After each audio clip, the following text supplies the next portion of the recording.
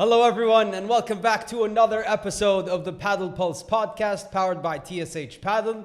The Malaga P1 is in the books. Coello and Tapia have no idea how to lose and they're peaking. Bea Gonzalez winning in Malaga, hometown hero.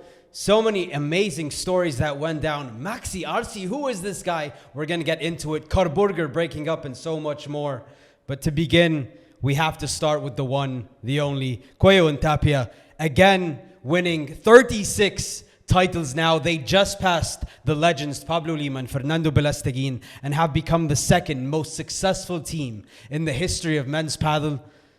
Haroon, being with us in the studio, I'm going to start with you. Yeah, it's tough though, because we have this conversation many times, and we keep on singing their praises. Coello and Tapia, the unstoppable beast, so amazing, so great. But it's getting boring now. I'm getting bored.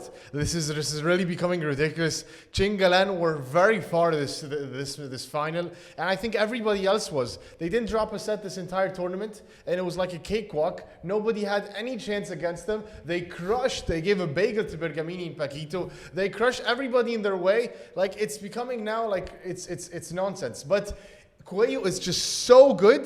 Coello is so good. He's so consistent. He's so powerful and so dominant, and you can't beat him. Just once he's feeling it, when he's feeling like he doesn't have any unforced errors, I don't know how you can beat somebody like Coello and Tapia. It's really hard, and I think they might be causing Padel to be in trouble here. I don't know what you think, Swahili. Well, what it confirmed to me is that Chingalan, they don't have a way to beat Coello and Tapia. They don't have a play style. There's no game plan that I'm looking at that is going to unravel Coello and Tapia. Coello and Tapia didn't even play good.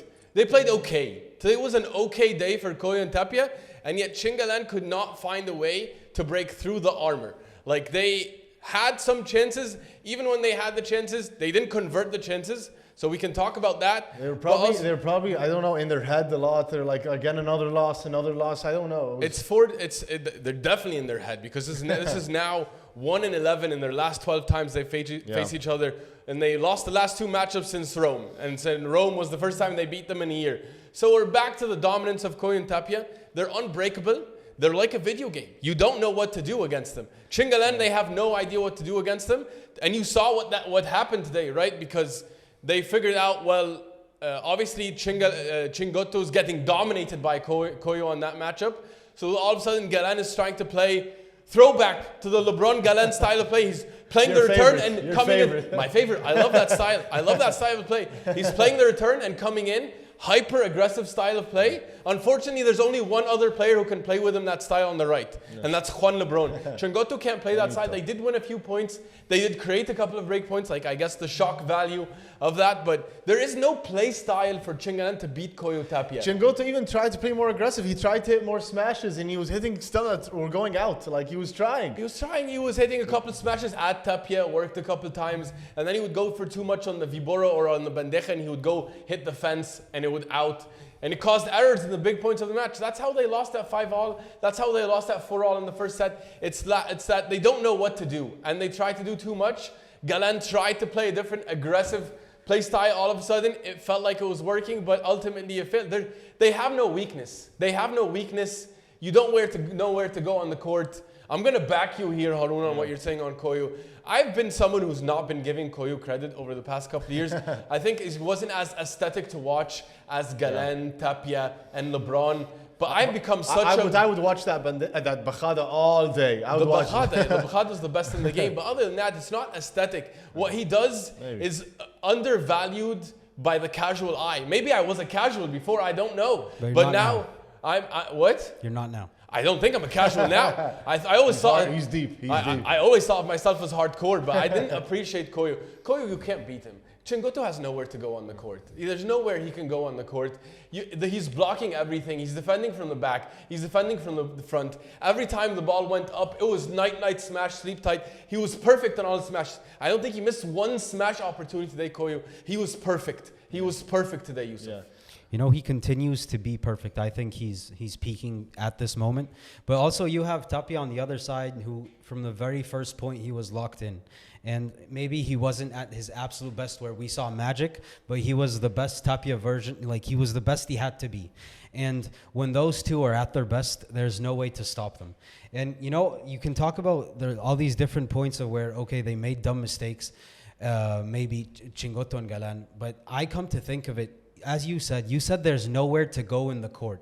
If there's nowhere to go in the court, they have to come up with crazy shots or try to find crazy spaces to hit the ball. Yeah. You know, David was talking about you want to close and open. You can't close or open the court with these guys, because if you want to close the court, you can't close the court. If you like, first of all, Coello doesn't allow it.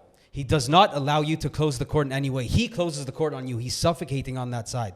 And they were forced to do things that they had no idea what they were doing. All they knew was, if this is the right shot at this specific moment, then I have to do whatever I'm not supposed to do to try to win the point. Yeah. Because they had to surprise, and it was surprise attack now. And surprise attack worked a few times. Galan was hit, he hit volleys from behind the line, not the transition area, from behind the line, and it won him a few points. Yeah. But Coello and Tapia at their absolute best. Like, when we were talking with David Howe, he said, like, all these great players, when he was going up against Chingoto and Galan with Axelsen and his partner, I forgot his name. Sorry.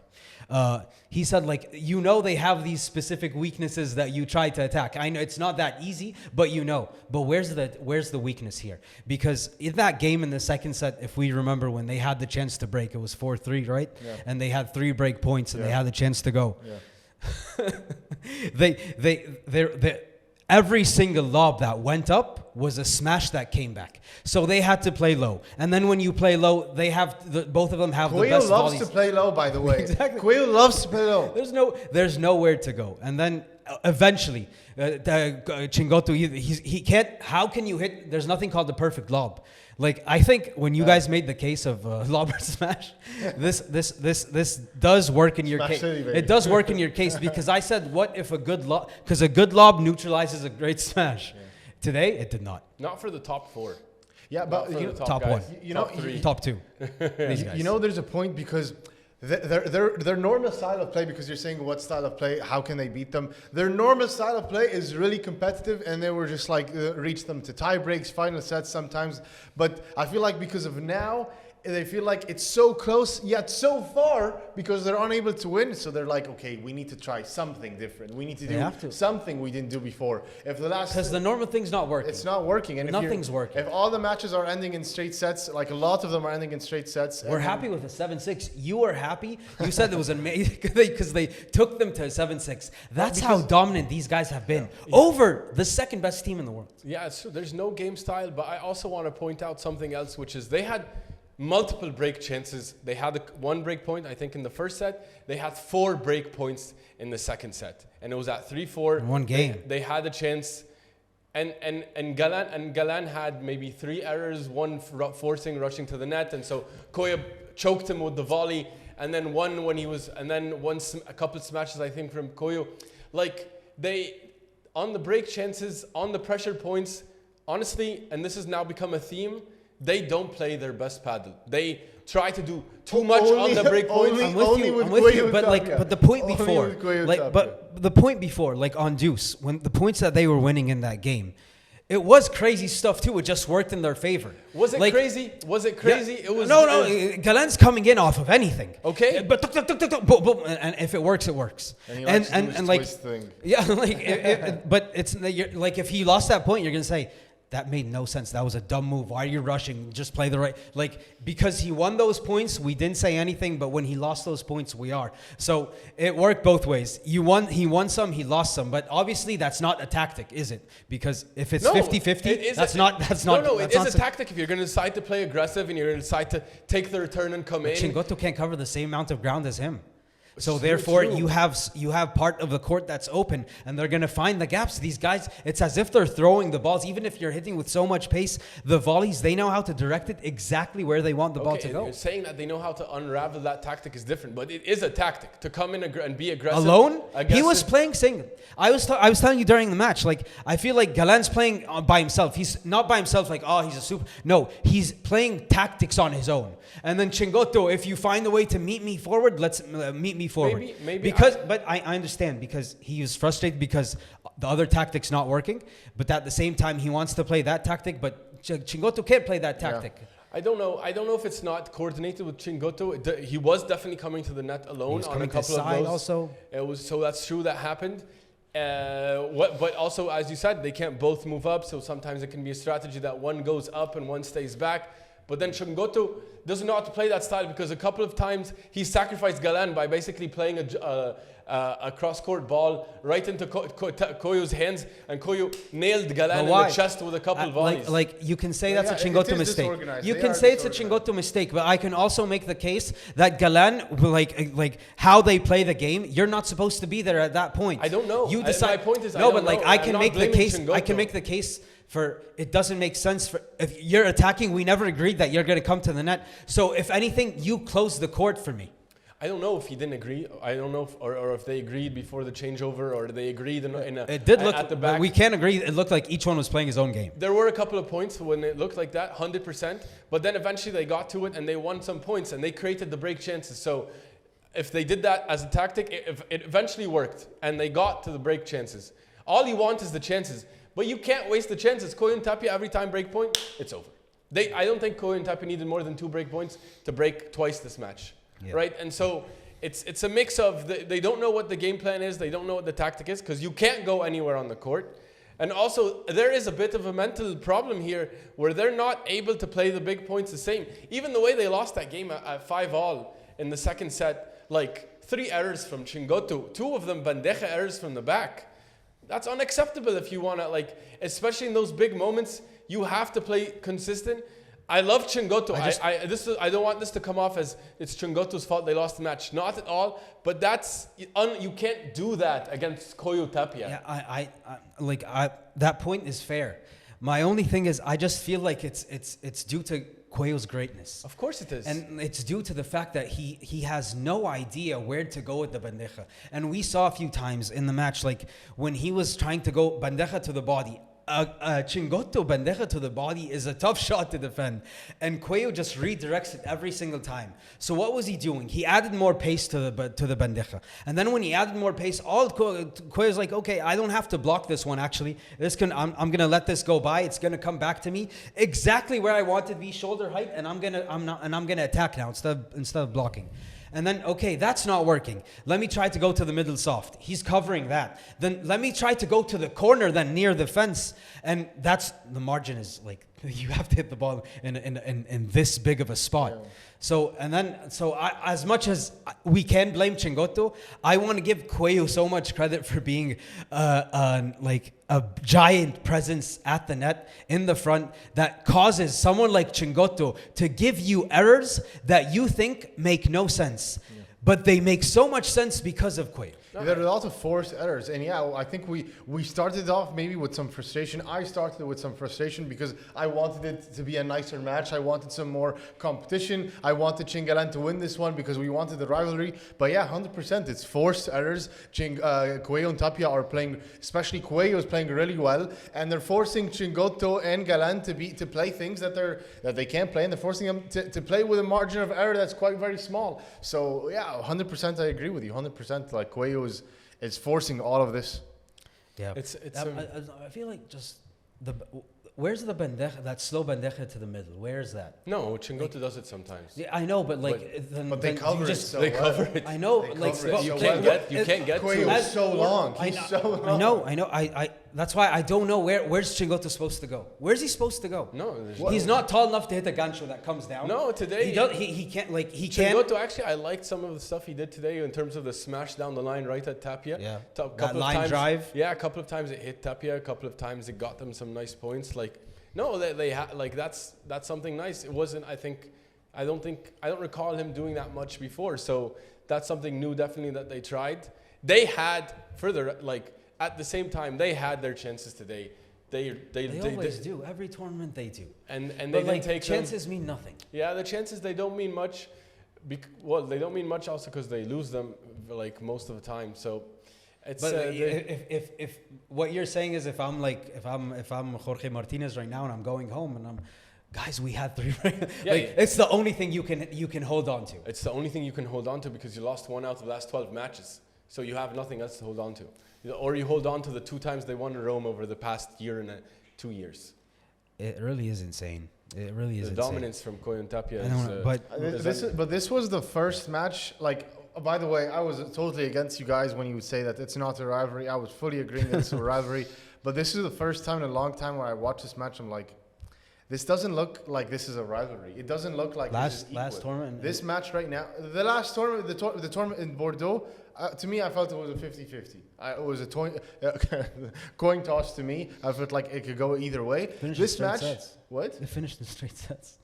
Yes, but it was competitive, and they had That's their the one chances. where they went to the tiebreak, right? No, but like 13-11 when we were talking with Coach David Howe, what did he say? Like, he's saying, if I beat Chingalan once, for example, and I go home and I say I'm on their level, you can't say that. No, you're not. He said you have to beat them many times to say you're on that player's level. And we are now 12-1. This is 14-6. They played 20 times in the past less than 2 years. 14 wins to Coello and Tapia, 6 wins Chingalan. Like, at some point, and as you said, it's my 11-1. At some point, like, it's not close. The thing is, like, I don't know. There's definitely a mental block. 100%, I believe there's a mental block, and there's no clear game style of how to dominate that matchup. And so my question is, what is Galan thinking? What is Chingoto thinking? Like, the game style doesn't work. Their classic game style that they beat everyone else doesn't work against Coello Tapia. Yeah. It doesn't. Yeah. You have to play aggressive. There's only one way you can beat Coello Tapia. It was the LeBron Galan way. It's the Carburger way. It's the Stupa LeBron aggressive way. Yeah. That's the only way. Yeah. It's the only way. And they don't play that way. I don't know if it's the only way though. I don't know if it's the only way, but like, because you saw them in Chingoto and Is there another way? Chingoto Galan beat them already before. Again, how are you going back to this? How can you go back to this? Like, how can you go back to one win? One win in 11 is not sample size. It's called an outlier. Yeah, but that's not the sample. Carburger beat them once as well. Yeah, 1 out of 3 or 4? But you can't consider, that's at least they were closer matches. Yeah, they were closer matches. Yeah, but also maybe that was 7-6, 7-6. Still, they were figuring them out and what they're like. Like, there's still tendencies and patterns that you kind of learn. Yeah, because they both have glaring weaknesses. Who? Carburger and, like, they have their weaknesses. It's a different team that has its weaknesses. And yet they have more weaknesses, respectively, than Chingalan. Yet they play them better. Then, last thing about this final then. We saw the match. What do you guys think? MVP of the Malaga P1 final. Smite.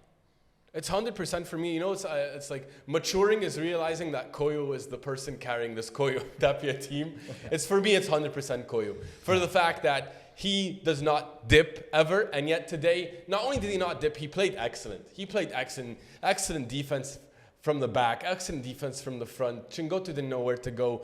Galan could not win against him, the volley-to-volley clashes. Whenever a lob went up, it was night, sleep tight, lob, smash finish. No, it's Coello. For me, personally, it's Coello. And I know Tapia won it from the official MVP from the tournament. Yeah. But for me, it's Coello.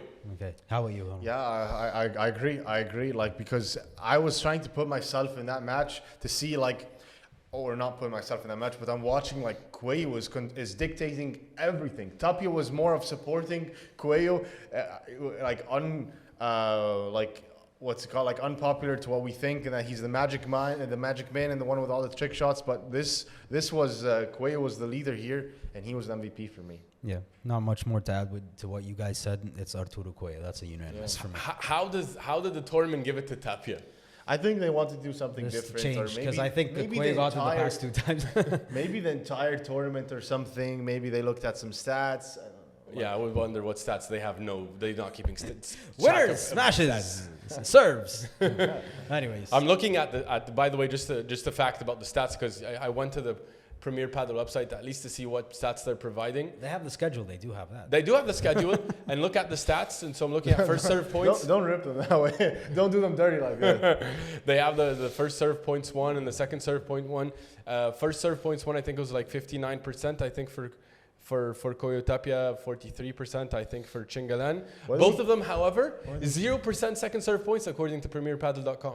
So they never won a second serve point. Yeah, no, but we do need to call it things that need to improve so this game that we love can continue to grow. Bring back Padel intelligence. Bring back Padel intelligence. We need Padel stats. We need stats. How can the sport grow? How can the fans have more intellect? You need stats. Fix the stats. It's not that hard. Yeah. But Wiffle ball has stats. But we have to give them credit for the title, the record titles that the Coello and Tapia have right now, and titles this year. Like, we need to give them credit there. They deserve so much credit. Like, these guys are unstoppable right now. So like 7 titles on the season, 36 overall in Premier. Like, I don't know how high. We talked before. Remember when Sif was here? How high can these guys go? We do not know, but they decide. The 100 mark doesn't sound crazy. It doesn't sound crazy. It doesn't sound crazy because as far as they did this in how many 3 years now? 3 years, yeah. 3 years. Yeah. They're How old are they? They're young puppies. They have 15 years left. Yeah. Like, not only is 100 in sight, maybe 200. Who knows at this point? Wow. Okay. Well, also, by the way, Galan was going to get his 50th title if he would have won this one. Yeah, I don't know when he's going to get that one. It was his 80th final as well. So congrats. So the only people that passed, the only people that made that 50 title mark was Pablo Lima and Fernando Belasteguin, and on the women's side, Alex Salazar and Paula Josemaria. So that's a nice elite company there. Galantico is a legend, and I think Galantico. I think we might need soon to go back to the question of who does Galan? Regreso. The good news is, guys, that there is some changing of the teams that we're gonna get to in a bit here. There are some new pairs. There are some fun things happening in the game. So that's gonna be very interesting to look at. Yeah. And Haroon, I missed Stupa LeBron this tournament a lot. Yeah. I miss LeBron. I miss watching them together. I like the moment they unlocked a gear together. LeBron got injured. That's how unfair. Sad, super sad. Especially that Stupa now, like especially what he showed with Maxi Arce. Like he unlocked like something there. Like he's becoming more of an aggressive player, and he learned a lot of things from LeBron. I missed him then. We missed Stupa LeBron this tournament. Well, that wraps up the champions of the week. But on the other hand, we did have a lot of biggest winners this tournament. Haroon, I'll come to you first. Who was your biggest winner this week? You know it's coming. I have to say Stupa and Maxi Arce. Those are my biggest winners of the week. Like, credit though. I love that style of play. I really like that team. And I felt like Stupa learned a lot from LeBron. Like he's forming into this new player, and especially like he's learning some leadership from LeBron as well, even though he's a great leader on his own, but maybe he took it to the next step. Took Maxi Arce, who's coming off A1, who's this guy, the first time he breaks into Premier Padel. Did he play a match before? First tournament ever. Debut, and he didn't play these guys before, so he doesn't know what they're like. I don't know if he practiced with them at all. He just maybe practiced with Stupa for the morning before they started the tournament. So I was really impressed. I loved it. I love that style of play. They took Chingalan to the, I wouldn't say to the limit there, but it was a tough battle. I don't think Chingalan were comfortable at all. Watching that match, I'm like, this is really unpredictable. I thought that Maxi Arce was going to crack or something. I thought that he wasn't going to be able to handle the pressure. Maybe like you say, your rule at 2-all. Like usually somebody cracks and then it's like 6-2 or fine, like a 6-4 or something. It did have 6-4 the first set. But I was like, yeah, probably this is going to crack. He's not going to be able to handle it. But he was staying there. And Stupa, by the way, was carrying them a lot. Stupa was a really good leader, and I was really impressed there. I felt like, bring back LeBron now. And then I was hyped. But put Chingalan to the side. I think this is a front runner for the ones to take down Coello and Tapia. But I liked that team, and yeah, they were my biggest winners because I just love that style of play, and I loved how the energy they were bringing, and it was unpredictable. I like that Maxi Arce. They didn't know what he was gonna do. They kept on trying to test him over and over again, and he was playing a lot of long rallies. So credit to him and credit to them. A great leadership by Stupa and great Maxi Arce. Welcome to the Premier Padel. That was awesome from him. I also want to say I love this rule in Padel. I love the rule, the fact that Stupa, because LeBron is injured and he needs a different partner, so he has to take a lucky loser to play next to him. I love this rule in Padel. It's one of my favorite rules in Padel. It's so exciting, and it showed you how high Stupa's level is. Yeah. Amazing that he could do that with someone he has no familiarity with. Stupa is definitely super. I don't even know if he knows who this guy is. Like, no. Did he just get to know him last week? It's amazing. It's elite by the way that he took this guy and he took him hey, let's go battle with Chingalan. It's so impressive from Stupa in so many different ways. I love it. But Yusuf, who's your biggest winner? Oh, I would like to add a few things, please, here on Stupa and Maxi. Bring it on. Like Stupa, this tournament, I loved what I saw from Stupa this tournament. I think awesome. We saw what he was like in Valladolid, and I think he's back to his best. Yeah. And what happened this tournament, taking Maxi Arce, and you know, like you said everything about Maxi Arce and how impressive he was. But Stupa, like, he looked like the alpha that we want him to look like. He looked like the guy who wants to take initiative, who's there to win points, and he played free, he played brave, he played clutch. And he was the Stupa that we all fell in love with. And, you know, we've seen Stupa live, and fans love him. Fans love Stupa. And he was gone for a bit. The magic is back. He's playing at his absolute best. And maybe improved his smash as well. He did. He was playing very aggressive. He was going toe to toe with Galantico on that side. And but I come to ask myself this question afterwards: is like, okay, then maybe is LeBron putting too much pressure on him? Because Stupa, being the beta in that conversation, then he's not able to bring out his best. We saw him, he's the alpha, right? Because he's playing with a guy, his first tournament ever in Premier Padel, and he showed level I think I haven't seen from Stupa in a while. So just credit to Stupa there. I think it was awesome to see. Maybe LeBron was going to look at this and be like, okay, maybe I need to let Stupa shine and put my foot in the brakes a bit, whether I'm pressuring him enough, and just allow him to be the free Stupa that he is, because he was super special. I mean, let's not get things confused also. They did not play anyone significant before Chingalan. Yes, they played Barahona and Garcia. They crushed Barahona. They crushed Barahona and Garcia. Like the question about Garcia are no easy team, especially in these but conditions. for Stupa, let's be very fair to Stupa here. Stupa's on a different planet compared to Barahona and Garcia. And Stupa, the question about him was never about how he can handle those lower tier players. It's only about the only criticism that Stupa gets is how he plays when it comes to playing against Chingalan and Coello Tapia. That's the only criticism I have ever given Stupa. Other than that, I have nothing bad to say about Stupa. There's no critique. It's just against those guys, he has to be a tad more aggressive. Yeah. That's it. Nothing else. His game is beautiful. He's amazing at the net. He's amazing at the back. He's an amazing defender, and he's an amazing partner. There's nothing bad to say about Stupa. Yeah, it's very, very hard to beat someone like Stupa, but he always looks like lower tier compared to these elite guys. That's it. That's the only criticism you can give Stupa. But it's just because he plays a bit slower than LeBron wants. That's why it appears that he goes into longer points. So when he's less aggressive, Harun. He's less aggressive. I don't think he's less aggressive. He's just more patient. Whatever, that has to do with being less aggressive. Maybe when LeBron wants him to go and try to finish the point quicker. Yeah, like it's the thing is that because if you stay in the longer points with Coello and Tapia or Chingalan, it ends up becoming a little bit more difficult. But yeah. You know, well, on that note, I'd like to share with you guys my biggest winner. It's a team that we have been, I think, not giving that much credit the past few weeks. Well, they were losing. Yeah. Mike Yanguas and Coki Nieto guys are my biggest winners of very the week. impressive. And I have a lot more to say about them, and I have big predictions for them. But this tournament, and last tournament also, they were slowly making their way back. But this tournament, again, taking down Javelial and Frank Guerrero in convincing fashion yet again.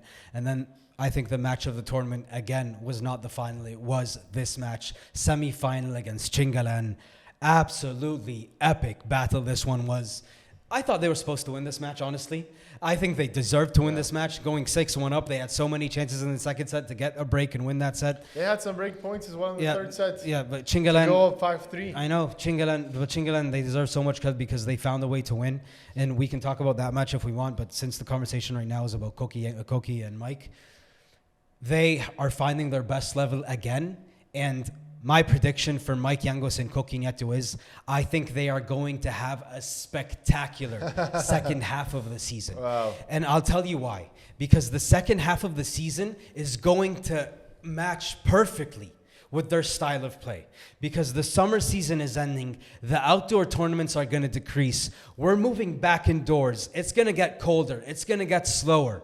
And what that means is a team like Coki Nieto and Mike Yanguas are going to be able to play their style of paddle. No one is going to be able to overpower them. No one is going to be able to outplay them because they outwork everyone and they're physical specimens, by the way. Coki and Mike are physical specimens. And I believe going into Rotterdam, you want to go into Paris where it's going to get cold. You want to go into Milan and New Giza and all these tournaments.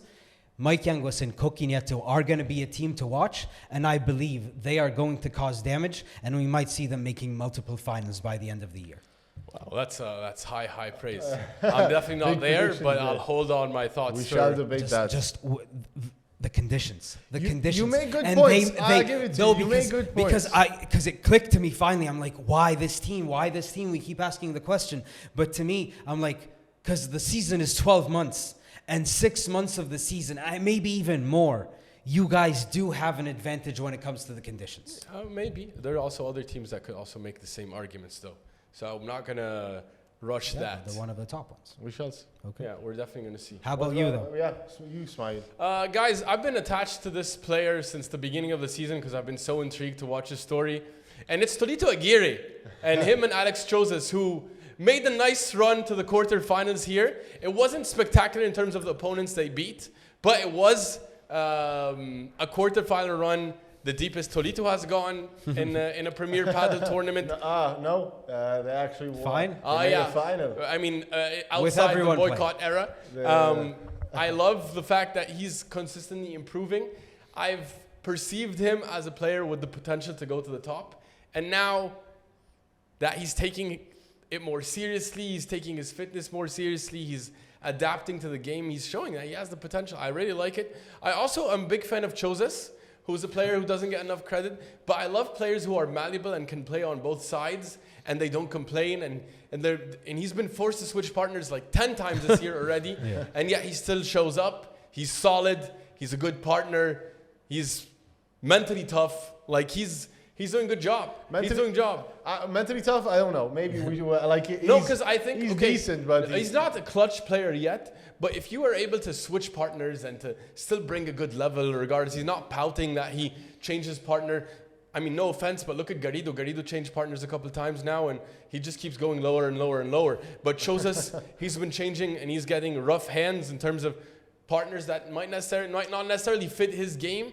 Yeah, he's maintaining a pretty solid level of performance. He's very talented. I should give him that. Super talented. Very has a lot of power. Yeah, I like lots Chozas. of power. I think Chozas is a player who has a lot of upside. Like it's a player I'm gonna be watching for the next couple of years because I think he can get to the top of the game. That's some high praise. That's even higher praise than the Coki Nieto. I don't know about world number one, but he's top 5 potential for me. Who's calling him? Sanyo's calling him, Tolito's calling him, Alex Ruiz is calling him. All these guys are the top of the top. Like these. So if they're calling this guy, like he's just unlucky he hasn't found a long-term project. Yeah, and he had it with Ausberger, and then they broke up. Look with him and Ausberger. They were called the Bombarderos. They were doing amazing. Yeah. And Chozas was playing on the right next to Ausberger. Yeah. Now with Tolito was playing on the left. With Sanyo was playing on the left. And with who was it before him? He was playing on the right. Alex Ruiz. Ruiz, he playing on the left. Yeah. Left. He moves back and forth tournament to tournament even. Yeah. I'm so impressed by that. He deserves a long-term project soon.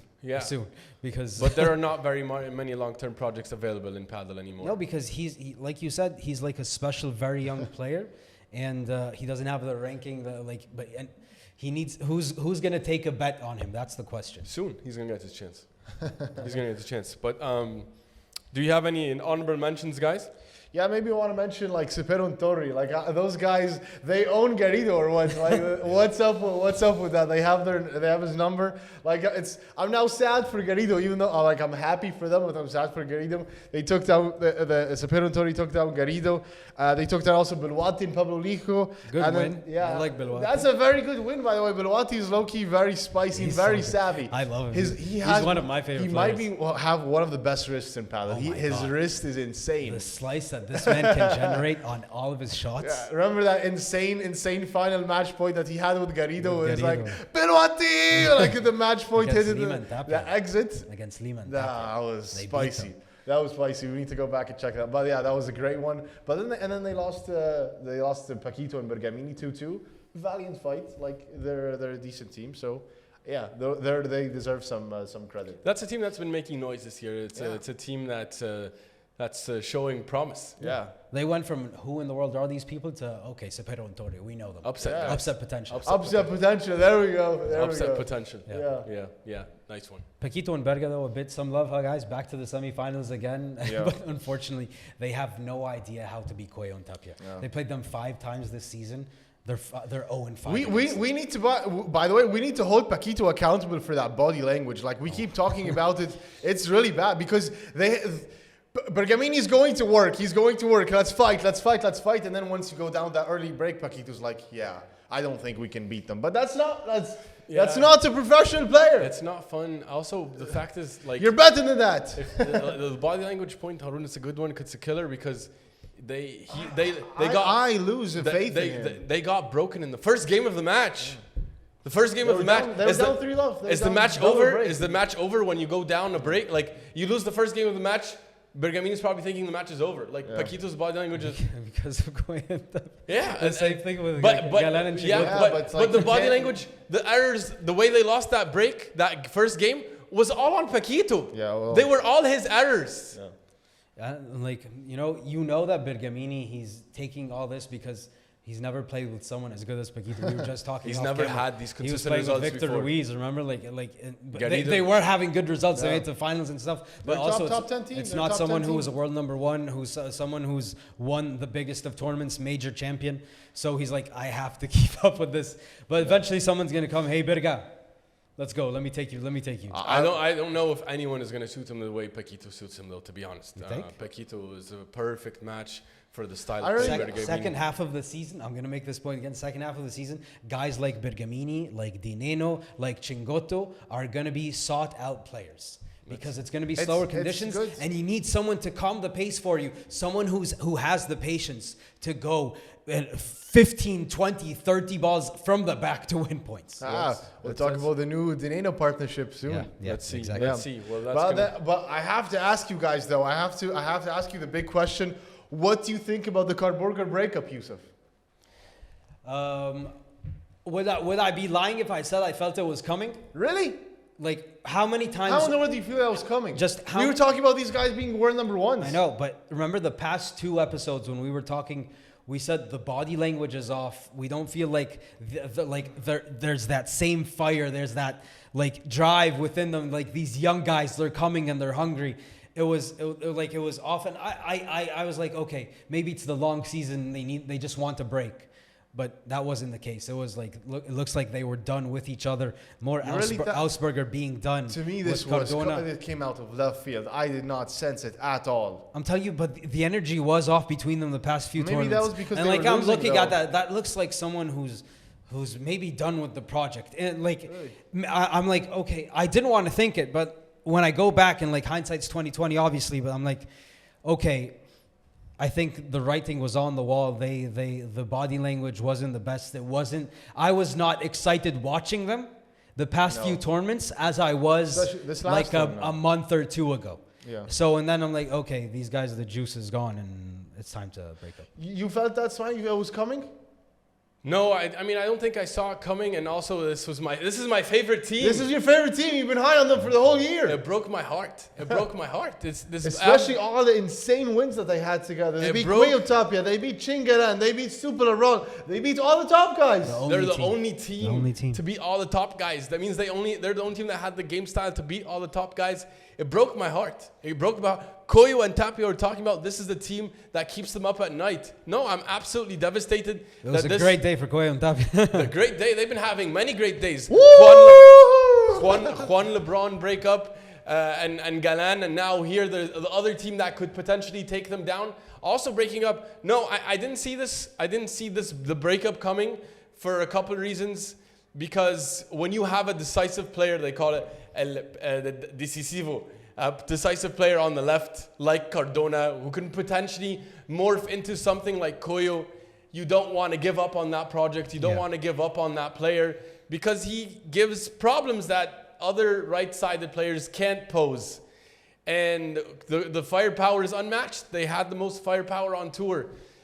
But, I mean, there's a fair point, Yusuf, you're saying about the body language. I think when I watched the past couple of tournaments... Yeah, but that's not a reason to break up, though. It's not a reason for... I don't know. I don't agree with the breakup, but there's two things that I think I saw in the past couple of tournaments. I think I saw that, number one, I think Cardona was getting exposed a lot on defense. I think we saw a tad too many errors. We talked about he improved defensively. He did, but I think... Augsburger feels there are too many errors coming from Cardona's side. The second thing, I thought Augsburger was playing careless as well at times. I don't know if it was a response to seeing that many errors from Cardona. But also, Augsburger, guys, he believes that he should be at the top of the game now. Augsburger has absolutely no patience. He's not here to groom Cardona. Augsburger don't give Cardona some respect. No, it is. Like, it's not this like superstar. No disrespect to Cardona. This nobody. No disrespect at all to Cardona. But I think Augsburger sees himself as a better player. To be honest, I see Augsburger as the better player out of the two in terms of who would call them up. So yeah, no, I think those are the reasons why I suspect. It broke up, but no, I did not see it coming. Haroon, absolutely devastating for me. I think the paddle world just lost a beautiful brand of paddle that's going to take a new team to uncover. So you don't like it? I hate it. You like it? Yes. Really? Yeah. Why? Because I believe it's going to open up for more nice teams. I think this was the best team. It wasn't the best team, but it was a great idea. Both are just nuclear paddle. It was, but nobody could ever do that again. Like you can't have that again. I'm guessing. You think somebody could be more powerful than them? The breakup is a perfect breakup. It's the perfect time, and this is exactly when we should expect silly season to begin.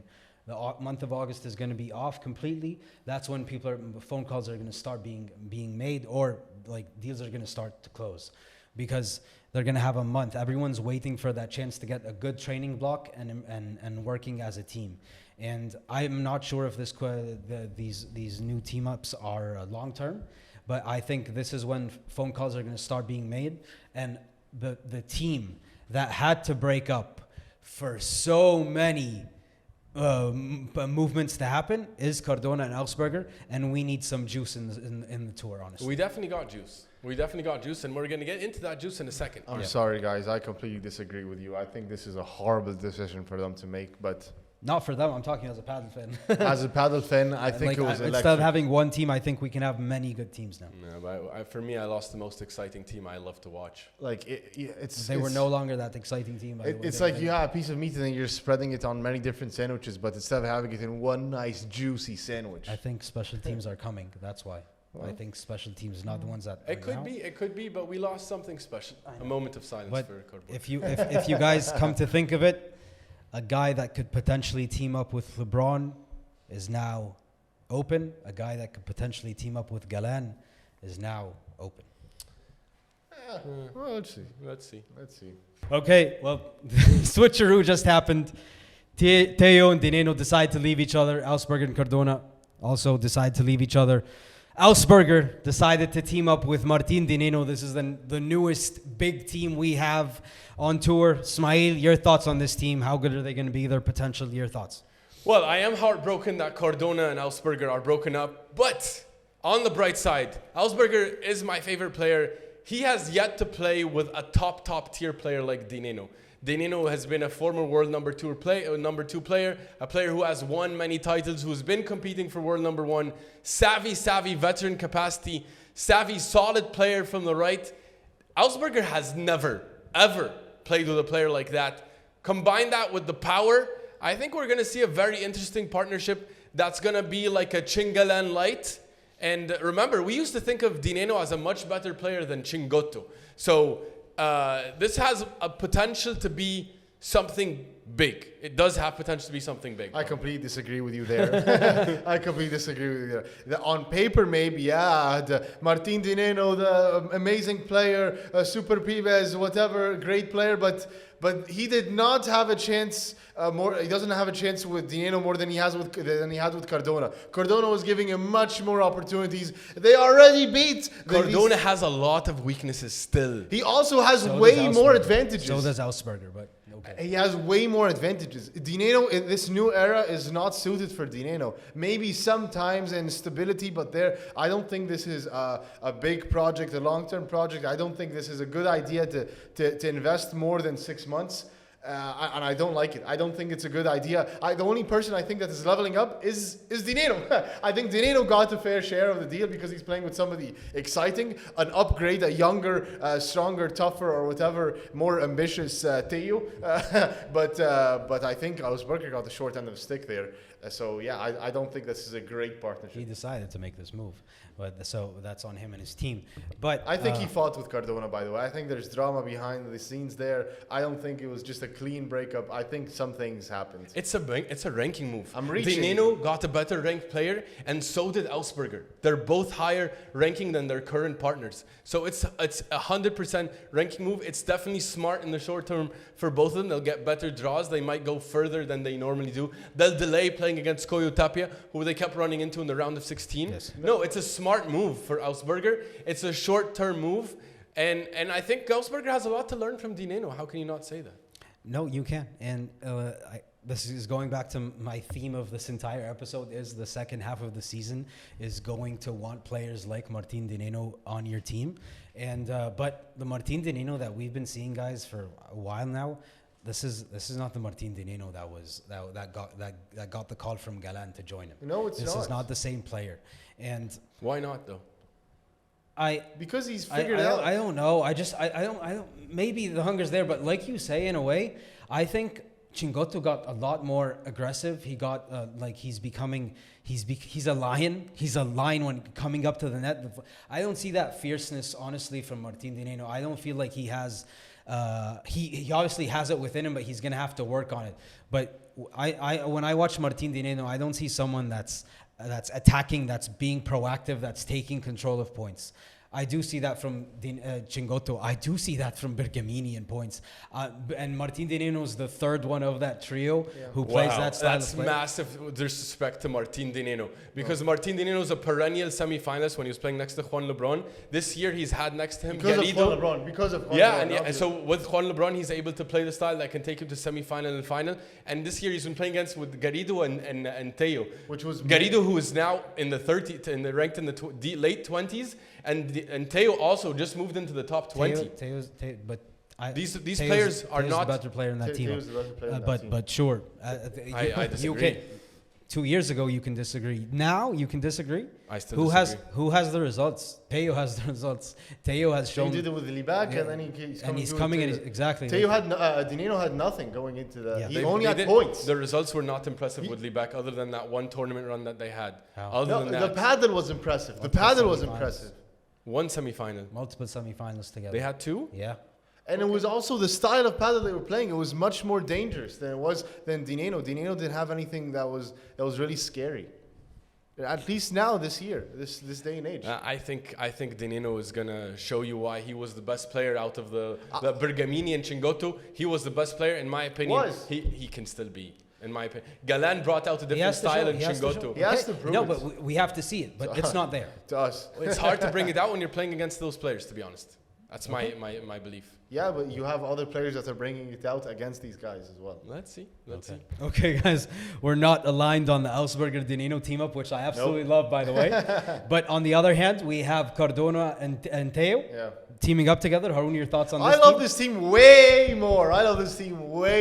That's a wild overreaction. Because first of all, let him speak. First of all, because I like that they have a chip on their shoulder now. I like that even though Tello threw Lee back under the bus and he went to Dineno so we can go for the ranking move and a better team. But I still think that Tello has learned a lot. His game evolved. And also, Cardona's going to have a chip on his shoulder. And he did have great results this year. By the way, we're not going to give it to Ausberger because he has a better smash and more flashy. I think Cardona is, by the way, he just as magical and just as savvy with his shots. So I think they have much more power. I think Tello is going to calm down the pace. I think he's going to play a better pace that Cardona likes, more than he plays with Ausberger. I think he's going to be more comfortable. I think he's going to have a better leader on his side, somebody that's not going to blame him when he makes mistakes, and somebody that's going to take him to a different level of padel. I think that team is way better. I think it's going to be very interesting. The one point I agree with is I think Tello is a better partner than Ausberger. He's very supportive, and he did raise Libak's level, and Libak, when he lost Tello, he did drop. But Ausberger has a lot of magic, and he has a lot of it factor that Tello doesn't have. And I would say the same. I think Dineno is more of the it factor. This team lacks a little bit of alpha and maybe belief in big moments, because I think their partners were the ones that were bringing that. So I'm going to be interested to see that. I'm less high, actually, than Ausberger and Dineno. Much less high than Ausberger and Dineno. But I'm nonetheless very interested to see, because I think both of these players can be very erratic at times. I look at a similar partnership that comes to mind for me as Libak and Garrido. It's very similar to this partnership right now. I disagree. And it might... I mean, anything will be better than what Libak and Garrido did. They have no wins together. But it reminds me of that partnership, Yusuf. What do you think? I love what you said. I love what you said. Like, there we go. Every single point I wanted to make, you made. Thank you. And I do believe that. And I think Juan Tello showed us, and both of you guys have made this point. He's a great teammate, and I think he knows how to lead young players. And he brought out the best of Tino Libak, and I think he's going to continue to bring out the best of Pablo Cardona. And another thing, I do believe he has a chip on his shoulder, because he left Libak because Dineno's supposed to be that guy that gives him that ranking move. And then he ditched him after a few tournaments and going to semifinals together, which is okay, fine, whatever that is. Because they couldn't go further. They couldn't go further. I know, but they weren't going to go further. They knew he left the project before for Dineno, and maybe he got more points and he got what he wanted from that partnership. But here he is with Cardona. He's going to take a few steps back when it comes to ranking. A guy that's closer to him, not taking. I think they're going to be outside the top 8, correct? So he's going back outside there. I think the best Tello we saw was when he was with Libak, taking a young guy. Cardona is going to help him in terms of not having to be the guy that carries all the load. Yeah. All the load with Martin Dineno, you have to carry all of it, especially when you go up against a Galantico, especially when you go up against a Coello and Tapia. He's going to provide that, and also a Stupa and LeBron. So I think this is a very nice team here. I think they're going to match up very well. I do not think it's a long-term thing. At all, but I like it. I can't wait to see it. And I think Tello is going to bring out the best in Cardona. And Cardona is going to have a partner that also makes him feel comfortable and play the style of padel that he's comfortable with. And he's going to get to breathe. Yeah. That's like. Tell me somebody outside Chingalan and Coello and Tapia that want to face Cardona and Tello. Like, I don't think anybody wants to face that team. No. I think Tello has proven, again, he's one of the top guys. And Cardona is going to want to face them, but I don't think anyone's going to fear them. I think, but guys, like these two teams here, like they're very balanced. I think, like if you have Cardona and Tello go up against Ausberger and Dineno on the court, I think it's whoever's on it that day. So I'll ask this question: who do you guys think will be a better team? Juan Tello and Pablo Cardona, or Leo Ausberger and Martin Dineno? Harun. No, I said I think it's gonna be Juan Teo and Pablo Cardona. I think they have much more upside, but it's just the chemistry and them clicking together. I think maybe Nenno is just so easy to just plug and play. He can just fit with anybody, but I don't think it's gonna be a better, higher ceiling though. So I think it's Pablo Cardona and Juan Teo. I'm absolutely on the other side of this, 100%. I'm all in on Augsburger and Nenno. I think it's because I see Augsburger as a much better player than you actually see him. I see him as a very complete player, a player who has utmost belief that he should be at the top of the game, and he has no patience, nor does he expect anything other than that. And he's been improving every second over the past 2-3 years now. He got a player, veteran. He's going to know how to win long matches now because he's going to know how to play that slow style on the slow courts. Yusuf, you're talking about slow court season, then Nenno's the player you want next to you. He is better than Chingalan and Bergamini. He has just been forgotten, and he's about to prove why he was the first player that Galen called, why he was the player that was first called. You keep using past tense. Have you noticed that you keep using past tense? Is the question. And he's gonna rise. I think he has that level to show that he is better. I really do. And high praise since we didn't see, like, he hasn't been to a final. The only thing that stopped him last year, shown flashes of going toe to toe with the best.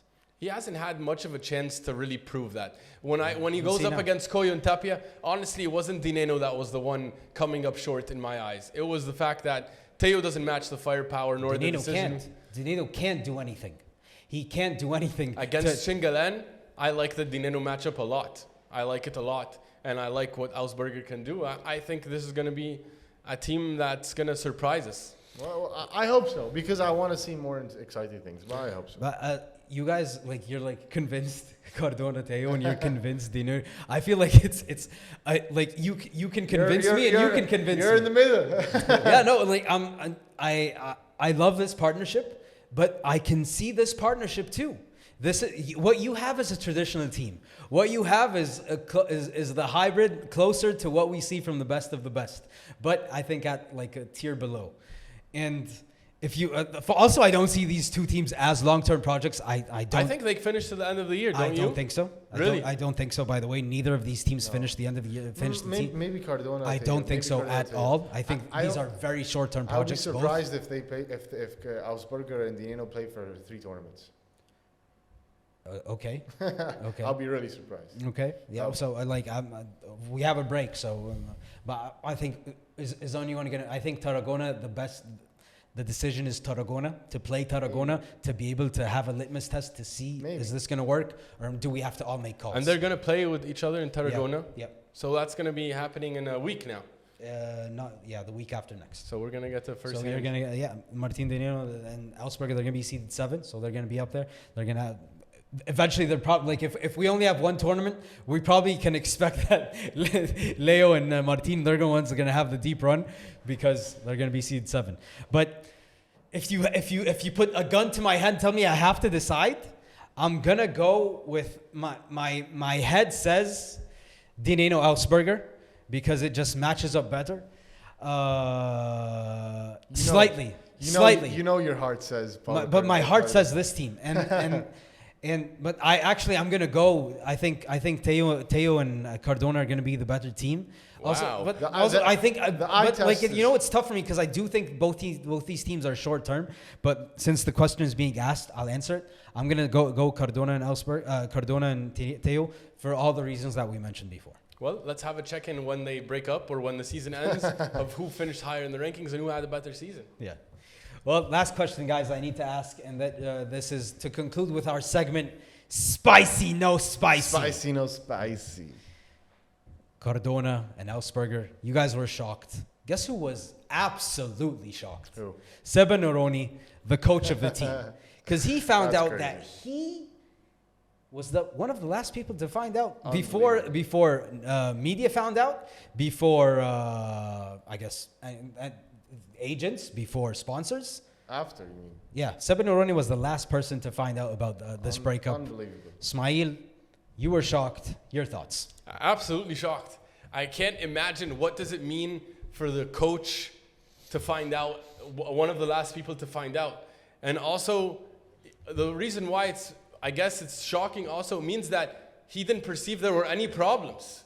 Yeah. Like, that means that he didn't see that there was Which any. is why I say there's something. But happened. the coach said there's nothing. No, the coach doesn't know there's anything. Maybe like in a weekend or something. Did they fight over dinner and then the next day?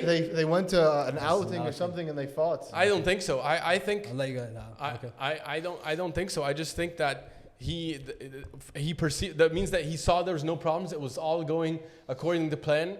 The coach was also shocked because he wanted to see them continue together as a project because he saw the potential they had. That I saw, that all of us Padel fans probably saw. This is a great potential team, and Padel lost a great team. And it's very weird, and it shows that very weird. It's very weird, and it shows that one of them, and it looks like Ausberger made a hasty, quick, rash decision. Yeah. Maybe too rash. Haroon, your thoughts? I was really mad. Like, first of all, that they broke up, but second of all, like, you didn't even tell your coach. Fine, you said that he's not his direct coach, so fine, you didn't have to tell him, but still, like, he's the coach with him on the bench. But still, like, why didn't you just at least think it through, discuss it, do something like don't make a quick decision. You, especially after the results that you had, you just threw away something really, really special. Really sad. Also, let me add here, like, if this was an Ausberger decision, this is a lack of maturity in the way you handle it, right? Because you should probably talk to the coach. Your coach. Yeah. You're an athlete. Your coach is like your boss, kind of, sometimes. Yeah, unless Ausberger doesn't like the coach, like, Yusuf, you also were going to say something about that. Yeah, because when I saw this happen, I knew we were going to talk about this in the podcast, so I knew I had to make a call. And I called David Howe. And I told him, no way. I told him, what in the world is this? And the fact Coach that David Howe, by the way, you need to check our interview with him. Head coach of the Swedish Padel team. Head of the national Swedish team. Amazing insights you're going to get there. Yeah. Genius. So he's an expert. He's I guess the closest guy we can call to give us information. So a few things here. First of all, he reiterated the point that we do know is that Padel, at the end of the day, the player is not the only one that is in charge of all these things. There are agents involved, there are sponsors involved, and he says sometimes all these things are going on behind it. It's not just Ausberger working here. It's his agent working, it's the sponsors working, and then the agents on the other side, and they're trying to make things happen. So this decision was made, and he decided to go with Martin Nenno, and unfortunately, Seba Neroni found out through the media because he did not get just because there are so many actors within the decision making of a team, a big team like this, a top 8 team, but forming you together. You see the guy on daily. You can't tell him. Yeah, but that's the thing. It can happen, and he was gonna get he didn't get the chance because the agent decided he wanted, for example, to leak it to a certain media outlet, and then Ausberger is left looking bad. So these things happen. So it wasn't Ausberger's decision. It was something that there's sponsors involved, and there are agents that also influence these decisions, and the player also has to agree. But like you said, Smail, and David confirmed this to me. He's saying this is completely a ranking move because he told me never forget. First of all, this is a business. As much as we like to call this a sport, this is a business first. And second thing, this is an individual sport. It's a team sport on the court, but in the rankings, is it written Ausberger and Cardona, number 2 in the world, for example, number 5? No, it's written Cardona, number 5, Leo Ausberger, number 6. So it's an individual sport at the end of the day, and he told me to remember this. So people take decisions on their own because it's tricky that way. And that's how these decisions are made at the end. And he needs to make a decision that's best for him. And Martin Nenno takes him within the top 8. And like you said, Smail, instead of facing Coello and Tapia in the round of 16, that's potentially either a quarterfinal or a semifinal match. So all these are reasons as to why this decision was made. And also these are reasons why, in a way, but you can make the case that Seba Neroni should have known. You should have picked up that phone, told him something like this is coming. But these were the reasons why David told me why someone like Seba Neroni would be the last to find out. And he told me this is not uncommon. He told me this is very common. The coach is usually left the last to find out. And this is not something that he's told me this is not surprising. Yeah, about that point, about it being a team sport but an individual one, That's also a fair point, right? Because, you know, I've been talking about that LeBron should call Augsburger. And the reason LeBron will never call Augsburger is because his ranking is so far back. LeBron is number 5 in the world, and Augsburger is number 18. That's a huge difference. When they pair together, they're going to be very far behind in the seeding. So that's why he prefers Stupa. Stupa's 6, so they're automatically the 3rd best team. So Augsburger actually has to improve his rankings a little bit so that LeBron can call him. So that is a play. Maybe he's also taking that into account. I'm sure that's something that he's considering. Yeah. Lots of insights from David Howe on this thing, but justified the fact that the coach had no idea. Yeah. Not too much drama as maybe we were initially thought might be happening, right? I'm not That's sure. nice to have these conversations so we get insights from guys who are in the kitchen. I respect his insights, but I don't know also. I would love to know exactly the behind the scenes about this decision. Well, if there is something... rankings, but that's the rationale. I don't think there's drama. I don't think there's drama, but if there is... drama. If there is I drama... I don't want drama. If there is drama, we're going to find out eventually. Eventually these things do come out. He made it clear it's an individual sport. Yeah, that makes sense. It makes sense when you think about it that way. Well, time, guys, to move on to the other side of the draw, to the women's side, where we are now getting competitive tournaments with new finalists, new champions. Yusuf, we have a new champion, one of your favorite teams. What did you think about them? Bea Gonzalez and Claudia Fernandez. You know, we didn't get our chance to pick the winners of this tournament, but I will say I was going, no. I had no idea who I was going to pick. But that's the beauty of women's paddle, that every single tournament we're getting new champions. It wasn't like this until 2 tournaments ago. No, but we were saying, remember we were saying it was a 1-2 thing, which was a good fight. Then Bea came back for injury and we're like, oh, this 3-headed monster. And then we're like, okay, Sofia Araujo and Andrea Oster, they're coming. And then Martita Ortega, it looks like she's doing her thing, making it to the final, her and Ricardo. And then Bea Gonzalez and Claudia Fernandez winning this tournament. So we have lots of interesting tournaments that you're eventually going to be wrong. But if you pick Coello and Tapia every tournament, you're probably going to be correct 80% of the tournaments that are played this season. More. Which is not the case in women. So Bea Gonzalez and Claudia Fernandez, a very dominant win in the final. And it's awesome. Bea won in front of her home fans. We always talk about how it's pressure to play in front of your home fans, and if you can win in front of them because they're expecting you, they want you to do this to make it happen. She made it happen. She was sensational in the final. Claudia Fernandez has no idea how to make mistakes. It's not something that knock on wood for her. She's not something I think she knows how to do. She does not take any risk, barely. But she everything is within the scope of what she knows. She will be able to at least hit the ball in 80%. That's what she's gonna do. She's not gonna take crazy risks. Never does. But that's exactly what Bea needs by her side. Someone like that to keep pace, so she can be the Bea Gonzalez that we love and adore. Second title together as a pair. They're coming. They are a force to be reckoned with. We have awesome stories going into the second half of the season. About Claudia Fernandez, although she's very consistent, but I think she's also more like Chingoto, where she has a lot of spice, by the way, on her shots. It's not like she's just putting it in play. It's playing with a lot of spice on those shots. No, I agree. But I'm saying she can make that shot 9 times out of 10. Yeah. And also, maybe even 10 out of 10. And also she's ice cold, by the way. She's low key a killer. Like she's a killer. She's unfazed. It's like she's like very, very stoic, very stoic. So yeah, hats off to her. Great title. They're on their way up and they're super young as well and look like they're finding their form. Yeah. It's great to see that we have some more competition. They didn't face anybody. They beat the guys that beat the guys. so still though, who they had to beat. They beat who they had to beat. Again, we're not taking it away from them. Respect still, but they still. Are you calling cakewalk? Cakewalk. It was easy. Nobody took more than 4 games in any set for them. It was like in straights. It was very easy. Well, there's a difference between dominating and having a cakewalk. Yeah. Okay, that's a fair point. Was it domination or was it cakewalk? I wouldn't say domination, but I wouldn't say cakewalk either. Like, because although they didn't play anybody that's so difficult, they played Claudia Jensen, who were able to take down. Who were they able to take down? Sorry, Claudia Jensen got revenge from Sofia Araujo and Andrea Ostero, and then they also Calvo took down Brea and Triay. Yeah, and on the other side, and then Marta Ortega and Ricardo took down Ari Sanchez and Paula Jose Maria. So. Still, like, respect, they dominated those guys that took down those guys. So that's not an answer. Harun loves to walk the line. He's good. You call cakewalk, Yusuf, on this? You know what Trump calls it? The snake. Harun knows how to do the snake. That's how I feel.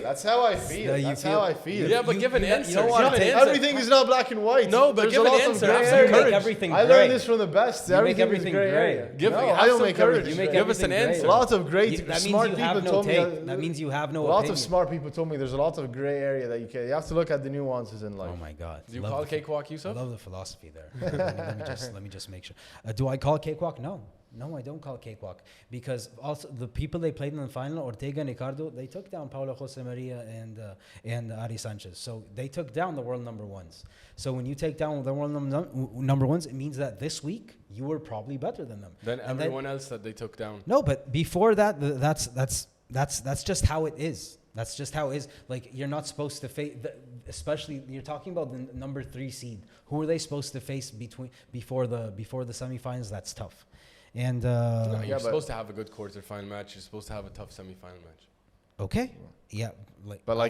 They started off 6-1, 6-3 against Maria Virginia and Raquel Eugenio, and then Ana Caterina, and then Martina Fasillo, 6-love, 6-1, and then Alex Salazar and Martina. So are you calling cakewalk? I'm thinking more of cakewalk, by the way. I'm more and more convinced cakewalk. Claudia Jensen, I was trying to get Alejandra Alonso, like 6-4, 6-2, then Marta Ortega and Ricardo, like straight sets. It's a pretty easy path, with all due respect, but so I do lean to cakewalk, but I do want to shout out Martita Ortega, because she got broken up with Sofia Araujo. They weren't supposed to break up. Although she won a title, but still. That was a top team. They had made finals. They had beaten the top pairs. Like, that was such a good team. They were competitive, and all of a sudden she found herself looking for a partner, and she had a couple of bad results these past couple of tournaments. And here she is. She took down the world number ones and reached the final. Yeah. Very impressive. Very happy for her. A player who has a lot of paddle left in her. She's still young, guys. She's 28 only. And the best thing is, the most impressive thing is, this woman's a doctor. This woman is a doctor, and she's like... Dr. Martita Ortega had a tournament, I tell you. Special stuff to be able to do. I want to say about the final, I agree, Harun, with you that Claudia Fernandez is amazing.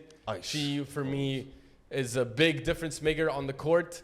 Bea has the special shots, but Claudia was just ice cold throughout the match. She's so solid, winning all the cross-court battles, winning all the volley-to-volley battles. She won them all, guys. She's amazing at the net as well. Yeah, I was so impressed. And with Bea Gonzalez, by the way, has a lot of power, especially those slower conditions, and she was playing with a lot of power. So, yeah, really talented. That's why she's a fan favorite. That's people why love to watch her play. She's fun to watch. Super fun to watch. Yusuf, on that note, who's your MVP of the tournament?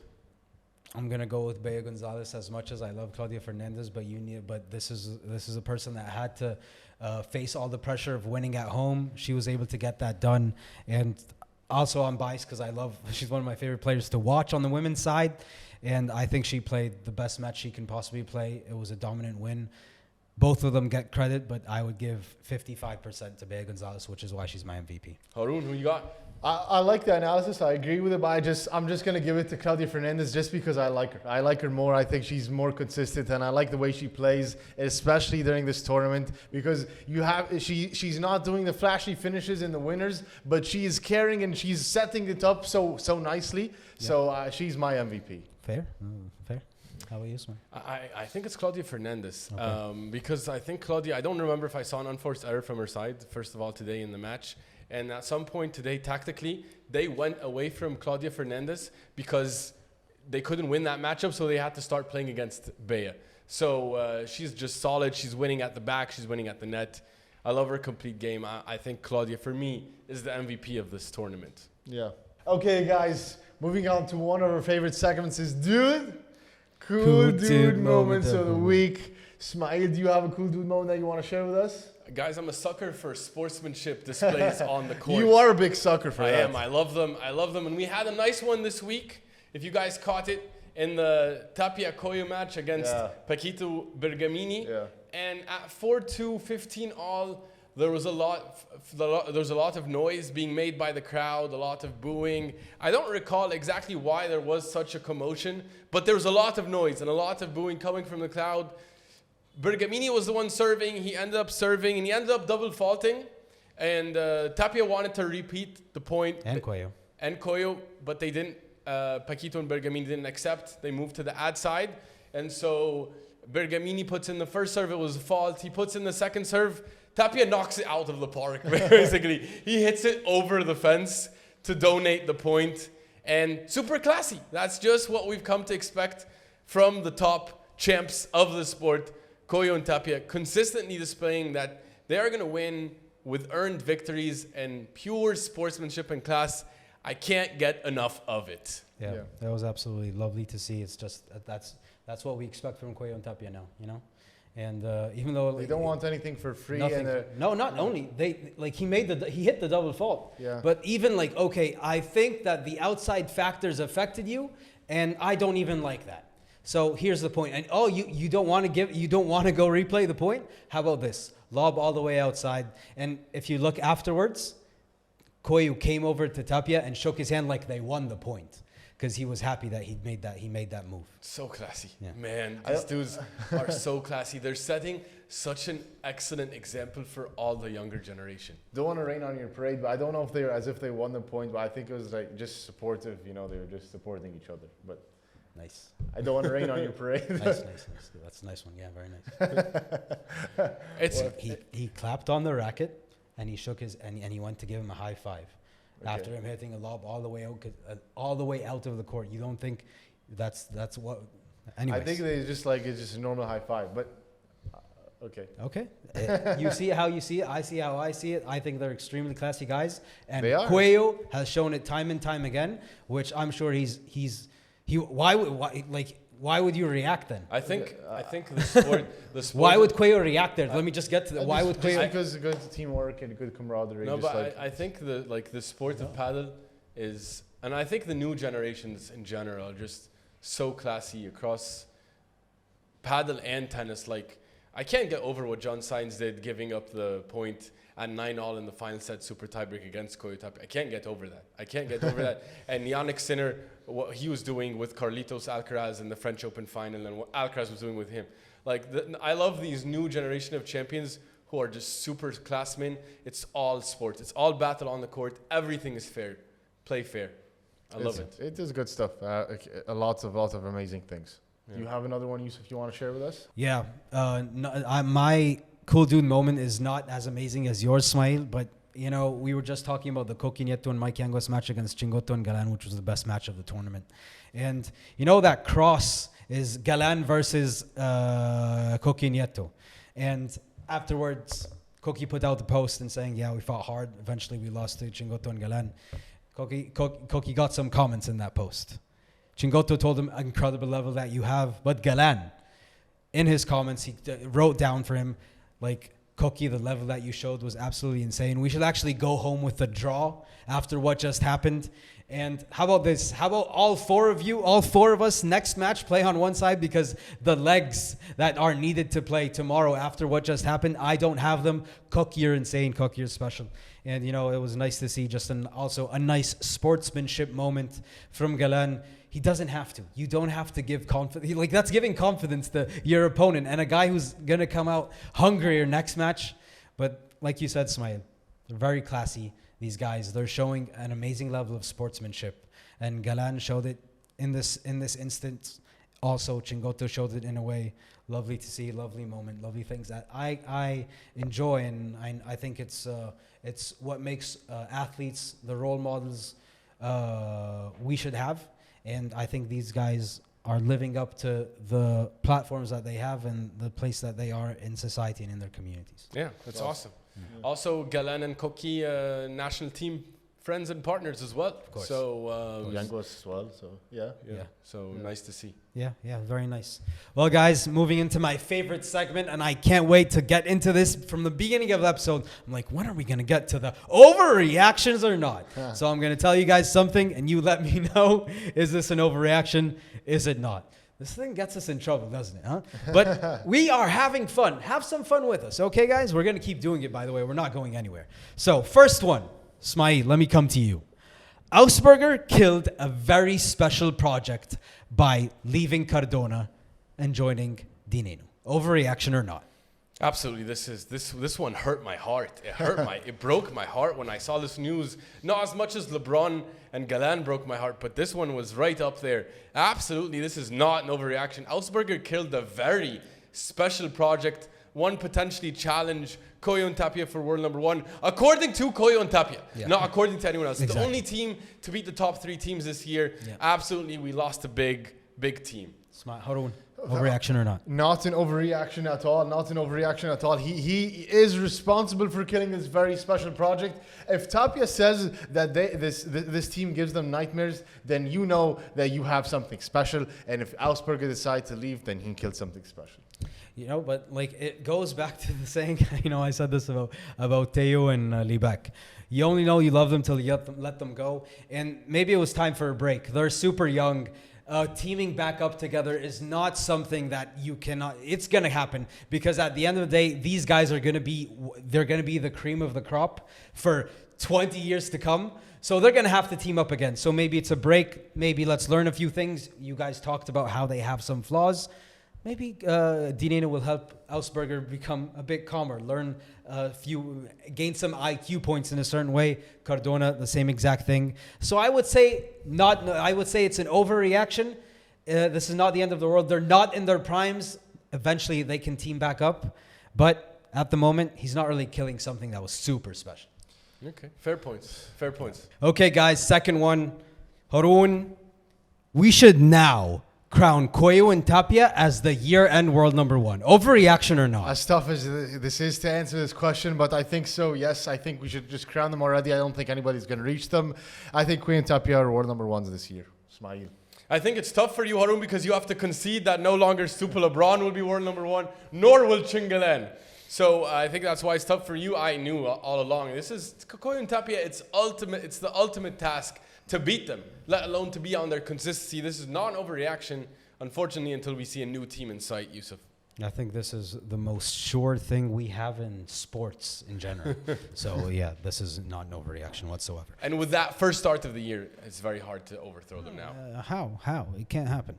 Well, third one, guys. Smail. It's harder to beat Coello and Tapia on slow courts than it is on fast ones. Overreaction or not? I was thinking about this one, and I think it's really hard to think about, to make a call on this, because when you think about Coello and Tapia, they have the power to dominate on the fast courts. Yeah, I think they're even more lethal on the slow courts, because you don't know where to go, even when it's slow. You don't know where to go with the ball, and there are no spaces, and they are just as proficient defensively. They complement each other really well. There is no clear game plan. I'm going to go. This is not an overreaction. I think Coello and Tapia are harder to beat on the slower courts. I agree. Although people are closer, they can have a closer match with Coello and Tapia in slower courts, but still I think they are the smartest ones tactically, and they're the most clutch, and because they can hit through these slow conditions. So it's not an overreaction. Yeah, guys, this is unanimous, not an overreaction. Wow. Because, you know, in fast surfaces, guys with great smashes can maybe out-smash them. But on slow courts, you have to have better smashes. You have to be more aggressive. And something that Coach David Howe told us, the most underrated thing about these top guys, amazing defensively. And Coello and Tapia, they are some of the best defensive players, by the way, that we have on tour. They might be the best. Yeah, exactly. So this is not an overreaction. Add amazing defense with the firepower, then of course it's hard. I think this is actually true. It's not an overreaction. Right. Well, third one, Harun, coming your way. Yanguas and Nieto will end the season as a top 3 team. Overreaction or not? No, this is an overreaction. Still, I respect them a lot, but I don't think they're going to be able to be better than Chingalan or Stupa LeBron. No, this is an overreaction. Ismail? I'm with Harun on this one. I know you're super impressed with them, Yusuf, but I'm not there yet. I'm not impressed. No, they're not going to be top 3, especially with the new teams forming. I think they might outperform them. Guerrero and Leal have been able to take them out. I'm not ruling them out either. No, I'm going overreaction here. Do not sleep on this team. Go back to 2024 because you predict the future based on the past. 2024, Coki Nieto was a Masters champion. 2024, Yanguas won a tournament with Stupa. They took down Chingoto and Galan. These two together, when it comes to the slower surfaces, colder conditions, watch out for them. This is not an overreaction. I see them becoming a top 3 team by the end of the season. Interesting. We shall see. Okay. Yeah. Well, next one, Ismail. Coello and Tapia are ruining Padel by being unplayable. Overreaction or not? No, they're not ruining Padel. No, this is an overreaction. They're the best team, and we need dominant teams in sports. People love This to watch. level of dominance? This level of dominance is a bit much. Maybe they can tone down the dominance a little bit, Harun. Maybe they can give us a loss or two every now and then. But these things have to be earned. Great teams shouldn't break up, like LeBron Galan, like Carburger. Top teams shouldn't break up, and they need to upgrade their playing style, improve their tactics. No, they're not ruining Padel. Other people need to get better. Yeah. Actually, no, I think they are ruining Padel. They are ruining Padel because your objective in any game, in any sport, is to ruin the game. Because you want to be the best and you want to dominate. Everybody wants to dominate. But if you end up dominating, then you ruin the sport. So yes, they are dominating, but I don't fault them for it. But they are ruining the sport. Yeah. No, this is basic sports science, not sports science. In sports, the objective to have a great league is to have competition. What makes the Premier League so great? Because you cannot expect who's going to win going into the next season because it's so unpredictable. Unpredictability is what we love about sports. When I go into a tournament and I know that Coello and Tapia are going to win it, it ruins the joy of the entire journey when I know what the outcome is going to be. So I love their dominance. It's amazing to see, and it's probably going to continue. But they are ruined. They make it boring because of how amazing they are, how great they are. So I don't think it's an overreaction. I'm with you, Harun, on this one. Okay, Ismail, this one's an interesting one. Women's tour is more enjoyable than the men's tour. Overreaction or not? No, I'm going to call overreaction. I know there's more competition recently on the women's side. We have had a couple new finalists, but that wasn't the case for the first half of the year, let's be honest. And we had Bea Claudia and we had Ari and Paula just in every final, and we've had even more competition on the men's side. So I'm going to go overreaction. Yeah, I'm still a fan of the faster conditions. So I like it, more smashes. I like it, the exits and stuff like that. So that brand of paddle is more fun for me. But I still love to watch it. But I still think no, it's an overreaction. When we talk purely about the champions, yeah, we're getting more champions on the women's side. But there's so many teams that I love to watch in the early rounds on the men. I love Momo and Sons. I love the Dois brothers. I love to watch Teo. I love Tolito. Give me some Paquito and Berga. So many amazing teams. Cepero and Torre. Like so many fun teams. So I'm going to say when it comes to the champions, sure. But overall, no. It's unfortunately. Because maybe we like the faster conditions and the variety. No, it's just it's high level paddle. It's high level paddle, even though there's no competition when it comes to the champion. But throughout the tournament, there is competition much more than what we were seeing in recent years. Yeah. So this, I would say, is an overreaction, guys. Okay. Well, lastly, guys, we're moving into Tarragona, the last P1. Before we take a break from paddle, the entire month of August, we're not going to have anything. But this is the last one. New teams forming. A few. We're going to get to see them. I hope LeBron is back. So, guys, now's your chance. Make your picks. Who you got in Tarragona? Ismail, who are you taking on the men's side? Well, I don't have the draw in front of me, but it rarely doesn't matter. It's not out yet, so it's yeah, it rarely doesn't matter with this team, really, with the draw, with the momentum they have, with the level they have. They show up for the big tournaments. Of course, I'm going to take Coello Tapia here. I am going to take Coello Tapia. I don't know who they're going to play. But with this level. You want him to predict the win? Well, yeah. I don't know who they're going to play yet, but I'm going to pick Coello and Tapia. How many sets do they drop, you think? Probably going to drop one. One set. Who are you taking? Who wins it? I think Coello Tapia, I think they drop 3 sets. That's what we're talking about now. Level of number of sets dropped. Yeah, It's this insane. is exactly the point we're talking about. The overreactions. It's no longer fun. It's Coello Tapia. They're peaking right before the break. So Coello and Tapia, I think. How many sets do they drop? I think they don't drop sets. Wow. What about Stupa Braun? Are they going to make a I don't comeback? know if LeBron's going to be back. Yeah, We don't even know yet. That's the thing. Yeah. Coming back from the injury. It would be nice to see him back. Then who's going to go deeper this tournament? Ausberger and Teo and Nenno, or Teo and Cardona? Ismail. Of course, I'm going to go Ausberger and Nenno. That's my team. No, That's my guy. I think Cardona and Tello. Okay. I'm going to go Cardona Teo too. Also? Yeah. Well, let's come back, reconvene after this puppy, Yeah. won't we? Okay, guys, on the women's side, who wins Tarragona P1? Harun. I think it's going to, Ari Sanchez and Paula Jose Maria, I think they're going to win that one. I don't think they're going to drop any sets. Oh my God. Ismail. I'm going to go with Bea and Claudia. I love the level that they just showed. Let's go for a double back-to-back here. How many sets do they drop? Yeah, one. Okay, I'm actually going to go Bea Claudia also. I think Brea and Triai, I think Brea is still injured. There's something going on there. So, yeah, I'm also going Bea and Claudia. How many sets do they drop? 2. This is interesting. Like, okay, sure. Let's see what happens. We're going to reconvene because with it's these always the same thing. Like, yeah, okay, but so like we have to see the draw, and the draw's not out till next week. Yeah, we have to make it interesting for them. It's fun. It does make it a little bit more interesting. So you let us know No, what but you we're think. making blind picks, guys. It's a bit blind, but also we know the draws are the champions. It's pretty clear for the most part. You know you're gonna have to face in the semis. Okay. For the most part. But anyways, let's see. And did you guys like it? These picks and the number of sets dropped? Let us know what you think in the comments.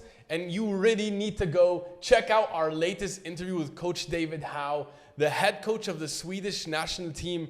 Man, oh man, did he have a lot of insights to share with us about the tactics regarding Padel, the tactics against top players like Chingalan, why it's so hard to beat Coello and Tapia. Also, what it's like to train like a pro and what it takes to become a pro. You really need to go check it out and come back next week because we're going to have our update every week here for your weekly Padel content. So subscribe and we'll see you next week. ¡Vamos, vamos, vamos!